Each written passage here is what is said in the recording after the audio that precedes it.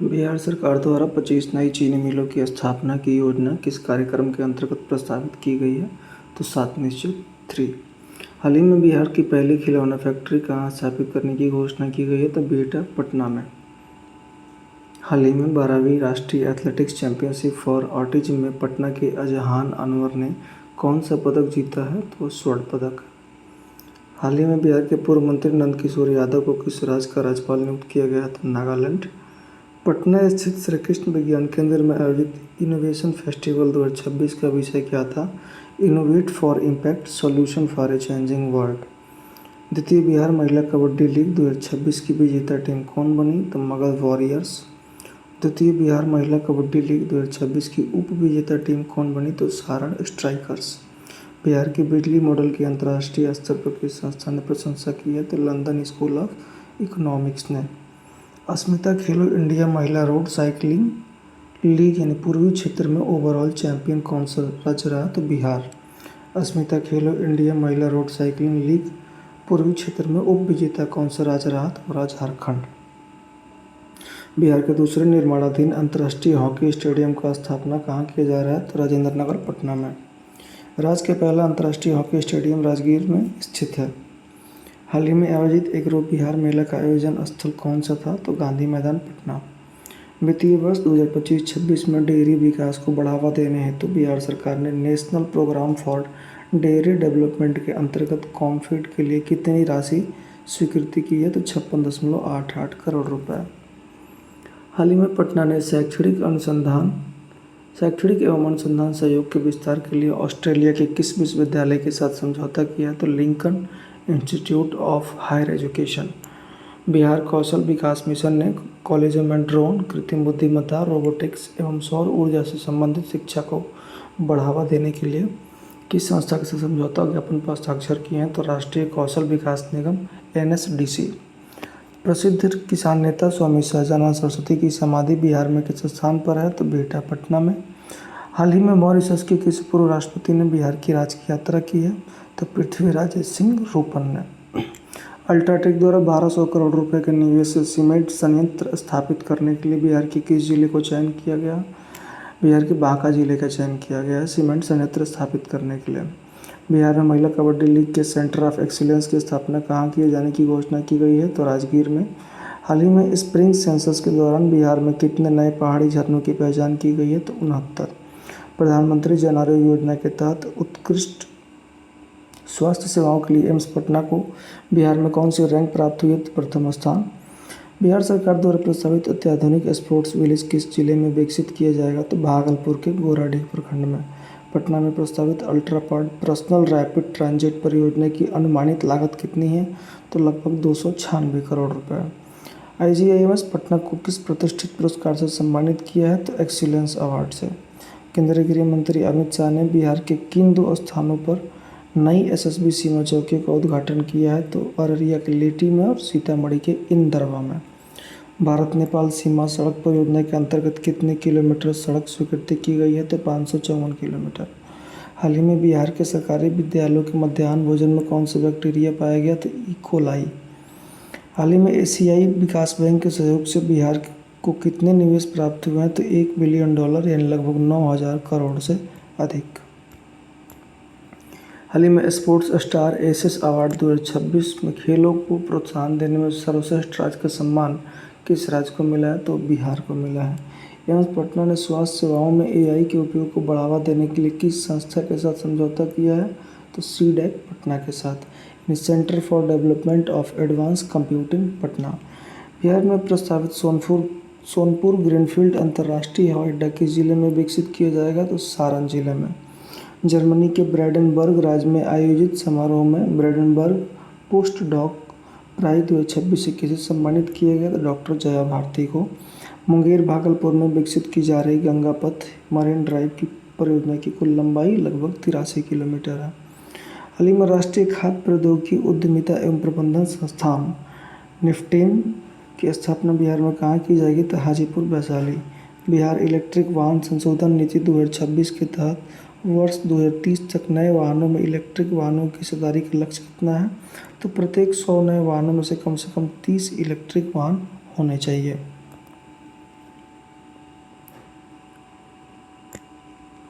हाल ही में पीरपैंती ताप विद्युत परियोजना बिहार के किस जिले में प्रस्तावित है? तो भागलपुर में। बिहार में अत्याधुनिक एमएसएमई प्रौद्योगिकी केंद्र का उद्घाटन कहाँ किया गया? तो सिकंदरपुर, बिहटा, पटना में। लीची के स्टिंग बग की समस्या के समाधान हेतु किसके निर्देश पर विशेष कार्यबल गठित किया गया? तो केंद्रीय कृषि मंत्री शिवराज सिंह चौहान के द्वारा। प्रधानमंत्री नरेंद्र मोदी ने किस प्रसिद्ध केले को विदेशी अतिथि को विशेष उपहार के रूप में भेंट किया है? तो ये मालभोग केला। पटना के गुलजार बाग स्थित कमलदह क्षेत्र में भगवान महावीर स्वामी की कितनी ऊंची प्रतिमा स्थापित की जाएगी? तो 72 फीट। प्रथम विश्व योगासन खेल चैंपियनशिप 2026 के लिए बिहार से कितने खिलाड़ियों का चयन भारतीय टीम में हुआ है? तो 5 खिलाड़ियों का। बिहार सरकार द्वारा प्रस्तावित वैश्विक मॉडल शिक्षा शहर कहाँ विकसित किया जाएगा? तो पटना के निकट। वैश्विक मॉडल शिक्षा शहर के विकास हेतु कितनी भूमि प्रस्तावित की गई है? तो 250 एकड़ से अधिक। वैश्विक मॉडल शिक्षा शहर की अनुमानित प्रारंभिक लागत कितनी निर्धारित की गई है? तो 547 करोड़ रुपए। 16वीं हॉकी इंडिया सब जूनियर पुरुष राष्ट्रीय चैंपियनशिप 2026 का आयोजन कहाँ किया गया? तो राजगीर में। 16वीं हॉकी इंडिया सब जूनियर पुरुष राष्ट्रीय चैंपियनशिप 2026 का विजेता कौन बना? तो उत्तर प्रदेश की हॉकी टीम। और 16वीं हॉकी इंडिया सब जूनियर पुरुष राष्ट्रीय चैंपियनशिप 2026 का रजत पदक किस टीम ने जीता? तो मध्य प्रदेश ने जीता है। 16वीं हॉकी इंडिया सब जूनियर पुरुष राष्ट्रीय चैंपियनशिप का कांस्य पदक किसने जीता? तो पंजाब ने जीता। बिहार सरकार द्वारा उच्च सुरक्षा वाली जेल किस जिले में स्थापित करने की योजना बनाई गई है? तो कैमूर में। प्रस्तावित उच्च सुरक्षा जेल किस गांव में स्थापित की जाएगी? तो सरोदक गांव, कैमूर में। दानापुर बिहटा एलिवेटेड कॉरिडोर की कुल लंबाई कितनी है? तो लगभग 25 kilometre. Danapur Bihta elevated corridor किस सड़क परियोजना का हिस्सा है? तो पटना बक्सर 4 लेन सड़क परियोजना। दानापुर बिहटा एलिवेटेड कॉरिडोर की प्रमुख विशेषता क्या है? यह पूर्वी भारत की सबसे लंबी एलिवेटेड सड़क बनने की संभावना है। पटना के दूसरे हवाई अड्डे के रूप में किस परियोजना का विकास किया जा रहा है? तो बिहटा हवाई अड्डा। राष्ट्रीय पोषण जागरूकता अभियान के अंतर्गत बिहार में पोषण पखवाड़ा गतिविधियों का आयोजन किस जिले में किया गया? तो बेगूसराय में। बिहार में सड़क दुर्घटनाओं को कम करने के लिए कौन सी प्रणाली स्थापित की जाएगी? तो एकीकृत यातायात प्रबंधन प्रणाली ITMS। हाल ही में मधुबनी जिले में बलिराजगढ़ किले के अवशेषों की पुनः खुदाई की अनुमति किस स्थल के लिए दी गई है? तो बलिराजगढ़ किला, मधुबनी। हाल ही में छठ पूजा पर आधारित महत्वपूर्ण case study London school of economics में प्रकाशित कराने वाले युवा विद्वान कौन है? तो सिद्धांत सारंग है। बिहार में मौसम पूर्वानुमान एवं आपदा प्रबंधन के लिए किस तकनीक को लागू किया जा रहा है? तो AI को। बिहार में AI आधारित मौसम पूर्वानुमान प्रणाली को किस संस्थान के सहयोग से लागू किया जा रहा है? तो SEC, ISRO एवं बिहार मौसम सेवा केंद्र। हाल ही में बोधगया में पर्यटन को बढ़ावा देने के लिए अंतर्राष्ट्रीय फूड विलेज कहाँ विकसित किया जाएगा? तो बोधगया के नोडवन क्षेत्र में। हाल ही में बोधगया में प्रस्तावित अंतर्राष्ट्रीय फूड विलेज कितने क्षेत्रफल में विकसित किया जाएगा? तो लगभग 4.2 एकड़ भूमि पर। हाल ही में सिवान का बेटा बिहार का गौरव सम्मान से किसे सम्मानित किया गया? तो ये 105 वर्षीय लोक गायक हैं एवं स्वतंत्रता सेनानी भी रहे हैं। इनका नाम जंग बहादुर सिंह है। सिवान का बेटा बिहार का गौरव सम्मान किसने प्रदान किया? तो मॉरिशस के पूर्व राष्ट्रपति जो बिहार की राजकीय यात्रा पर आए थे, पृथ्वीराज सिंह रूपन ने। हाल ही में मुजफ्फरपुर जिले के किस क्षेत्र को नए औद्योगिक केंद्र के रूप में विकसित किया जा रहा है? तो पारू क्षेत्र को। मुजफ्फरपुर जिले के पारू क्षेत्र को नए औद्योगिक केंद्र के रूप में विकसित किया जा रहा है। पारू औद्योगिक केंद्र परियोजना के लिए कितने प्रमुख गांवों की भूमि का चयन किया गया है? तो 5 गाँव का। शांति एवं सांप्रदायिक सद्भाव बनाए रखने में योगदान के लिए किसे शांति दूत के रूप में सम्मानित किया गया है? तो डॉक्टर इकबाल हसन रिसू को। हाल ही में यंग वुमन अचीवर अवार्ड से सम्मानित पटना की उभरती फैशन पेशेवर कौन है? तो पंखुड़ी सोनी। हाल ही में औरंगाबाद जिले के दाऊद नगर में किस सुविधा के निर्माण की योजना बनाई गई है? तो मटेरियल रिकवरी फैसिलिटी एवं विंडो प्लांट। मरीजों को मुफ्त दवाइयाँ उपलब्ध कराने में भारत में कौन सा राज्य प्रथम स्थान पर रहा? तो वह बिहार। जीविका दीदी की आवाज़ केंद्र कहाँ स्थापित की जाएगी? तो पटना में। जीविका दीदी की आवाज़ केंद्र किस विश्वविद्यालय में या उसके परिसर में स्थापित किया जाएगा? चाणक्य राष्ट्रीय विधि विश्वविद्यालय, प्रसा में। राजकोषीय स्वास्थ्य सूचकांक के प्रथम संस्करण में कितने राज्यों का मूल्यांकन किया गया था? FHI के प्रथम संस्करण में 18 राज्यों का। राजकोषीय स्वास्थ्य सूचकांक FHI 2026 के नए संस्करण में कितने उत्तर पूर्वी एवं हिमालयी राज्यों को शामिल किया गया? तो 10 राज्यों को। बिहार में पर्यटन को नई दिशा देने हेतु अंतर्राष्ट्रीय फूड विलेज परियोजना की शहर में विकसित की जा रही है। तो बोधगया। बिहार का पहला परमाणु ऊर्जा संयंत्र कहाँ स्थापित करने की योजना बनाई गई है? तो रजौली, नवादा। 19वीं अखिल भारतीय पुलिस शूटिंग खेल चैंपियनशिप में 4 पदक जीतने वाली बिहार के खिलाड़ी कौन है? तो सीमा यादव है। इन्होंने 3 स्वर्ण पदक जीता और 1 कांस्य पदक जीता है। बिहार के किस जिले को सुकन्या जिला के रूप में विकसित करने की पहल शुरू की गई है? तो समस्तीपुर। बिहार सरकार ने आर्थिक रूप से कमजोर यानी BPL परिवारों को कितने बिजली उपभोक्ताओं के घरों पर सौर संयंत्र स्थापित करने की घोषणा की है? तो 58 लाख उपभोक्ताओं को।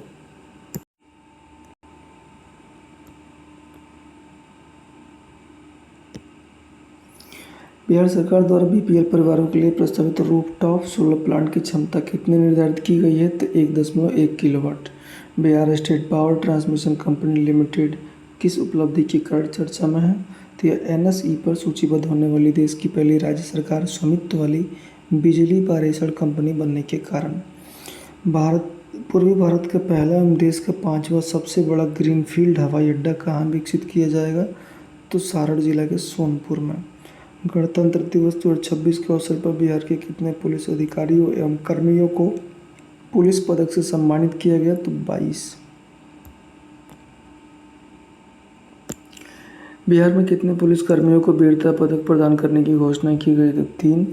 बिहार विधानसभा चुनाव में मतदाता जागरूकता के लिए सर्वश्रेष्ठ चुनावी जिला पुरस्कार से किसे सम्मानित किया गया? तो डॉक्टर त्यागराजन SM को। राष्ट्रीय मतदाता दिवस 2026 में किस टीम को सर्वश्रेष्ठ सोशल मीडिया टीम पुरस्कार मिला? CEO कार्यालय की मीडिया टीम को। बिहार में सार्वजनिक राशन वितरण प्रणाली को तकनीक आधारित बनाने हेतु कौन सी पहल शुरू की गई है? तो अनाज ATM। बिहार में अनाज ATM परियोजना का पायलट प्रोजेक्ट कहाँ शुरू किया गया? तो शहरी क्षेत्र पटना में। अनाज ATM के प्रारंभिक चरण में कितने स्थान प्रस्तावित किए गए हैं? तो 3 स्थान। अनाज ATM परियोजना के संचालन में कौन सा अंतर्राष्ट्रीय संगठन सहयोग करेगा? तो विश्व खाद्य कार्यक्रम। बिहार सरकार ने किस नई औद्योगिक नीति को मंजूरी दी है? तो बिहार सेमीकंडक्टर नीति को। बिहार सेमीकंडक्टर नीति के तहत अगले 5 वर्षों में GSDP में सेमीकंडक्टर क्षेत्र की हिस्सेदारी कितनी करने का लक्ष्य रखा गया? तो 5%। बिहार सेमीकंडक्टर नीति किस विजन का हिस्सा है? तो 7 निश्चित तरी का हिस्सा है समृद्ध उद्योग और सशक्त बिहार के तहत। केंद्र सरकार की सब्सिडी के अतिरिक्त बिहार सरकार सेमीकंडक्टर उद्योग को कितना अतिरिक्त प्रोत्साहन देगी? 20%। बिहार सरकार ने किसानों को प्रत्यक्ष आर्थिक सहायता देने हेतु कौन सी नई योजना शुरू करने का निर्णय लिया है? तो जननायक कर्पूरी ठाकुर किसान सम्मान निधि योजना। जननायक कर्पूरी ठाकुर किसान सम्मान निधि योजना के तहत किसानों को प्रतिवर्ष कितनी अतिरिक्त सहायता दी जाएगी? तो 3000। वित्त वर्ष 2024-25 में बिहार ने खाद्यान्न उत्पादन में कितना रिकॉर्ड उत्पादन दर्ज किया? तो 326.62 लाख मीट्रिक टन। मखाना उत्पादन में भारत में प्रथम स्थान पर कौन सा राज्य है? तो है बिहार। ऑपरेशन भूमि दखल देहानी किस राज्य सरकार द्वारा शुरू किया गया है? तो बिहार सरकार द्वारा। ऑपरेशन भूमि दखल देहानी का मुख्य उद्देश्य क्या है? तो आवंटित भूमि से बेदखल कर दिए गए पर्चाधारियों को दखल दिलाना। ऑपरेशन भूमि दखल देहानी विशेष रूप से किन परिवारों के लिए शुरू किया गया था? अनुसूचित जाति एवं अनुसूचित जनजाति यानी SC and ST परिवारों के लिए। बिहार में आधुनिक मौसम रडार कहाँ स्थापित किया जा रहा है? तो पूर्णिया मौसम विज्ञान केंद्र में। मरीजों को मुफ्त दवाइयाँ उपलब्ध कराने के मामले में भारत में प्रथम स्थान किस राज्य को प्राप्त हुआ? तो बिहार को। पटना नगर निगम की किस पहल का चयन अंतर्राष्ट्रीय सम्मेलन रेजिलिएंट सिस्टम 2026 के लिए किया गया है? Pink innovation. ज्ञान भारतम पहल के तहत बिहार का पहला पांडुलिपि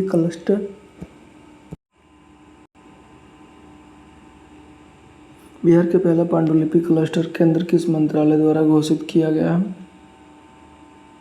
संस्कृति मंत्रालय के द्वारा। ज्ञान भारतम पहल मुख्यतः किससे संबंधित है? तो पांडुलिपियों के संरक्षण एवं संवर्धन से। बिहार की अंतर्राष्ट्रीय टेबल टेनिस खिलाड़ी सुश्री विद्या किस जिले से संबंधित है? तो समस्तीपुर से। सुश्री विद्या ने राष्ट्रीय एवं अंतर्राष्ट्रीय प्रतियोगिताओं में कुल कितने पदक जीते हैं? तो 20। सुश्री विद्या ने राष्ट्रीय एवं अंतर्राष्ट्रीय प्रतियोगिताओं में कितने स्वर्ण पदक जीते हैं? 2। नीलीट के नए सेंटर का आवासीय उद्घाटन बिहार के किस शहर में किया गया? तो मुजफ्फरपुर में। मेरा बूथ सबसे मजबूत अभियान किसके द्वारा शुरू किया गया? तो नरेंद्र मोदी। बिहार में अकुशल श्रमिकों के लिए नई न्यूनतम मजदूरी कितनी निर्धारित की गई है? तो 436 रुपये प्रतिदिन। बिहार में उच्च कुशल श्रमिकों के लिए नई न्यूनतम मजदूरी कितनी निर्धारित की गई है? 672 रुपये प्रतिदिन। विश्व पैरा एथलेटिक्स चैंपियनशिप 2025 में भारत के लिए पहला स्वर्ण पदक जीतने वाले बिहार के खिलाड़ी शैलेश कुमार हैं, जो कि जमुई से हैं। बिहार की अंतिम मतदाता सूची 2025 में मतदाताओं की संख्या में लगभग कितने प्रतिशत की कमी दर्ज की गई है? तो 6%। बिहार साइबर एवं अपराध सुरक्षा इकाई द्वारा AI आधारित साइबर हेल्पलाइन किस नंबर पर संचालित की जाएगी? तो 1930। प्रस्तावित AI आधारित साइबर हेल्पलाइन कॉल सेंटर के संचालन की संभावना कितने समय के भीतर व्यक्त की गई है? तो 3 से 4 माह। नई AI प्रणाली लागू होने के बाद शिकायत दर्ज करने में अनुमानित कितना समय लगेगा? 5 से 6 मिनट। भारतीय ज्ञान प्रणाली पर अनुसंधान केंद्र की स्थापना किस संस्थान में की जाएगी? तो NIT पटना। NIT पटना में स्थापित होने वाले भारतीय ज्ञान प्रणाली केंद्र का मुख्य उद्देश्य क्या है? छात्रों को भारतीय ज्ञान परंपरा से जोड़ना। भारतीय ज्ञान प्रणाली केंद्र में नए पाठ्यक्रम शुरू करने की जिम्मेदारी किस विभाग को दी गई है? तो आर्किटेक्चर एवं प्लानिंग विभाग को।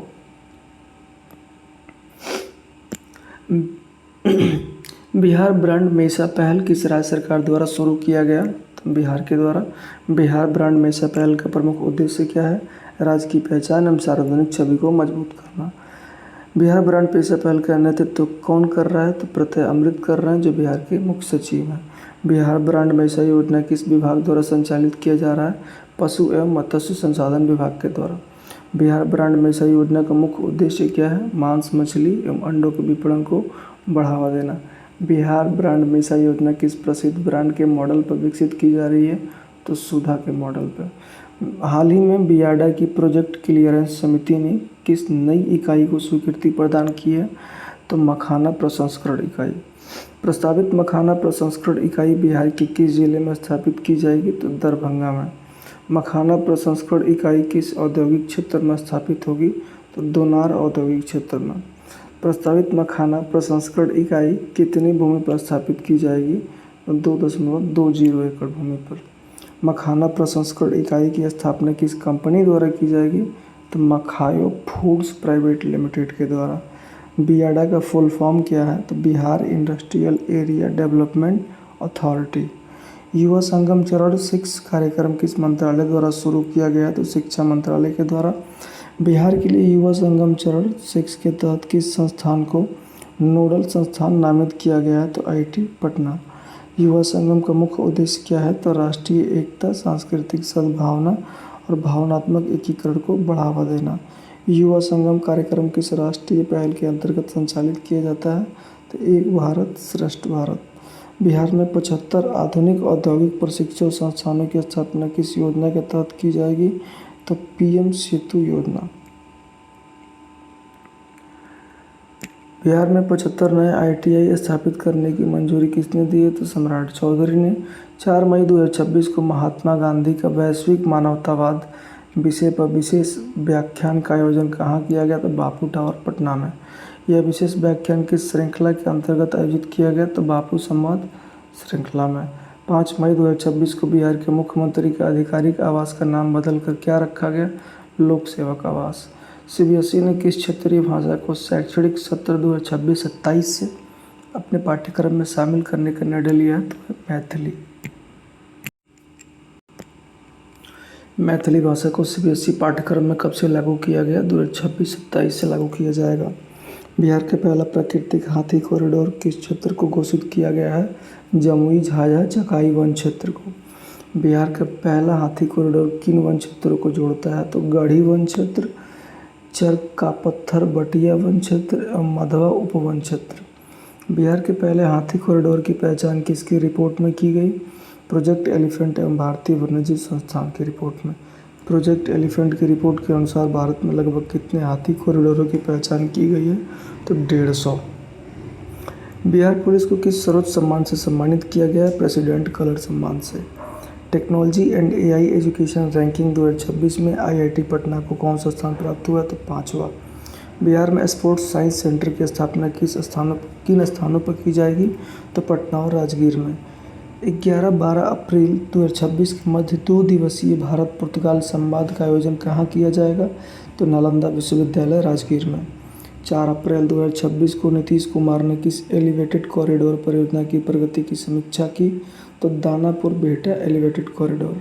17 अप्रैल 2026 को पटना में नारी शक्ति फॉर विकसित भारत रन का शुभारंभ किसने किया? तो सम्राट चौधरी ने। नारी शक्ति फॉर विकसित भारत रन कार्यक्रम का शुभारंभ कहाँ से हुआ? तो पटना से हुआ।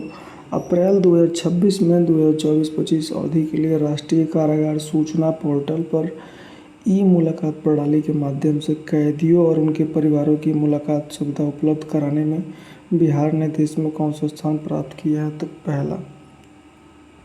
अप्रैल 2026 में केंद्रीय अल्पसंख्यक कार्य मंत्रालय ने पीएम विकास योजना के तहत कौशल विकास को बढ़ावा देने के लिए किस संस्थान के साथ समझौता ज्ञापन पर हस्ताक्षर किए हैं? तो आईआईटी पटना। पटना नगर निगम द्वारा शुरू किए गए प्रोजेक्ट उड़ान का मुख्य उद्देश्य क्या है? स्वच्छता कर्मियों की बच्चियों को निःशुल्क प्रतियोगी परीक्षा कोचिंग प्रदान करना। प्रोजेक्ट उड़ान का शुभारंभ किस संस्था द्वारा किया गया? तो पटना नगर निगम के द्वारा। हाल ही में बिहार क्रिकेट संघ का लोकपाल किसे नियुक्त किया गया? तो जस्टिस दीपक गुप्ता को।